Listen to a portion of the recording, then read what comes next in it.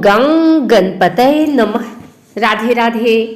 आइए सुनते हैं मार्गशीर्ष मास विनायक चतुर्थी व्रत कथा, पूजन विधि एवं महत्व। प्रत्येक माह में शुक्ल पक्ष की चतुर्थी तिथि को विनायक चतुर्थी का व्रत रखा जाता है। इस समय मार्गशीर्ष माह चल रहा है और इस माह की विनायक चतुर्थी 16 दिसंबर को है। यह इस वर्ष की आखिरी विनायक चतुर्थी होगी। चतुर्थी तिथि भगवान गणेश को समर्पित है। इस दिन विधि विधान से गौरी पुत्र गणेश की पूजा अर्चना की जाती है। गणेश जी सभी देवताओं में प्रथम पूज्य हैं और शुभता के भी प्रतीक हैं। धार्मिक मान्यता है कि इस दिन गणपति बप्पा की पूजा करने और व्रत रखने से ज्ञान और ऐश्वर्य की प्राप्ति होती है। ऐसे में आइए जानते हैं साल के आखिरी विनायक चतुर्थी की पूजा विधि और शुभ मुहूर्त के बारे में। पंचांग के अनुसार मार्गशीर्ष माह के शुक्ल पक्ष की चतुर्थी तिथि की शुरुआत 15 दिसंबर 2023 को रात 10:30 से हो रही है। अगले दिन 16 दिसंबर 2023 को रात 8 बजे इस तिथि का समापन होगा। उदया तिथि के अनुसार 16 दिसंबर 2023 विनायक चतुर्थी का व्रत रखा जाएगा। गणेश पूजा का समय सुबह 11:14 से दोपहर 1:18 तक है। विनायक चतुर्थी पूजा विधि। विनायक चतुर्थी के दिन सुबह स्नान के बाद साफ वस्त्र पहनने और गणेश जी के सामने प्रार्थना करते हुए पूजन का संकल्प लें। गणेश जी की मूर्ति एक चौकी पर स्थापित करें और उनका जलाभिषेक करें। भगवान गणेश को चंदन का तिलक लगाएं। वस्त्र, कुमकुम, धूप, दीप, लाल फूल, अक्षत, पान, सुपारी आदि अर्पित करें। कहा जाता है कि गणेश जी को मोदक और दुर्वा घास बेहद पसंद है।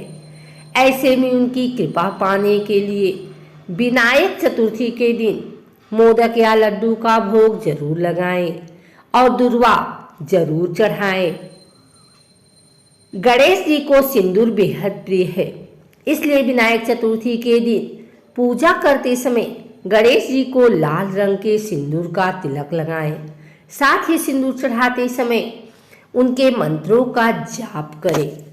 आइए सुनते हैं विनायक चतुर्थी व्रत कथा।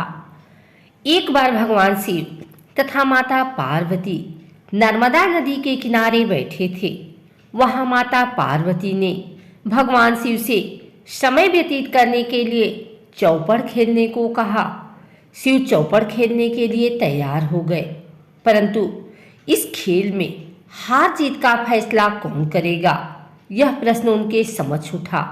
तो भगवान शिव ने कुछ तिनके एकत्रित कर उसका एक पुतला बनाकर उसकी प्राण प्रतिष्ठा कर दी और पुतले से कहा, बेटा, हम चौपड़ खेलना चाहते हैं, परंतु हमारी हार जीत का फैसला करने वाला कोई नहीं है। इसीलिए तुम बताना कि हम दोनों में से कौन हारा और कौन जीता। उसके बाद भगवान शिव और माता पार्वती का चौपड़ खेल शुरू हो गया।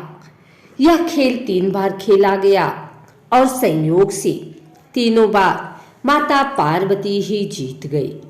खेल समाप्त होने के बाद बालक से हार जीत का फैसला करने के लिए कहा गया, तो उस बालक ने महादेव को विजयी बताया। यह सुनकर माता पार्वती क्रोधित हो गई और क्रोध में उन्होंने बालक को लंगड़ा होने, कीचड़ में पड़े रहने का श्राप दे दिया।